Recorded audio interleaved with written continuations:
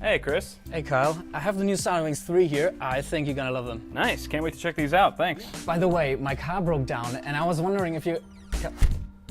Kyle?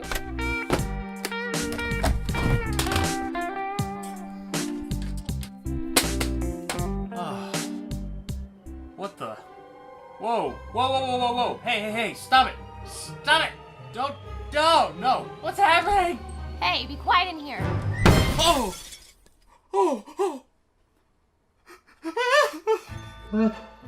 Kyle wasn't prepared to be blown away by the new Silent Wings 3 fans from Be Quiet. Are you? For a cooler, quieter system, click on the link in the description for more info. What's up, guys? So it is already September here in 2016, and that means it's time for another PC of the month. For today's rig, I wanted to see how much gaming performance we could squeeze out of a $1,000 budget. Obviously, CPU and GPU are going to play a big role here, and typically speaking, they also happen to be the two most expensive components in a gaming PC. So I had to be incredibly frugal when possible without sacrificing too much in any one area. Otherwise, we could end up with a high-end SLI configuration powered by a russet potato. That said, I think I've managed to part out a well-balanced system that won't kick you in the coin purse, but can still eat maxed out AAA games for breakfast. So let's dive into the parts I've picked out, starting with the Core i5-6600K from Intel, paired with the Gigabyte Z170M D3H. CPU overclocking was a key feature to have in this build in order to maximize our in-game performance, and although our board may not be engineered to hit the highest overclocks, we should still be able to achieve some moderate gains to cop us a few extra FPS. We also get some useful connections like this PCIe NVMe M.2 slot, even though we're too poor to actually populate it with anything. For memory, I found this 2x8GB kit of DDR4 at 2400 from Mushkin's Blackline series. My penny pinching almost had me resort to using just 8 gigs for this system, but this competitively priced option allowed us to fit the rig with a dual channel 16GB kit, leaving 2 slots on the motherboard open for expandability in the future. Cooling our CPU is none other than the Hyper 212 Evo from Cooler Master. Excellent bang for the buck value, quiet operation, and easy installation make this a no-brainer when trying to shave costs down while still having enough thermal dissipation at your disposal to hit some nice overclocks. Now, the core component in any gaming PC that determines most of its gaming performance is of course the GPU, so I've allocated nearly half of our $1,000 budget to squeeze in this GTX 1070 AMP edition from Zotac.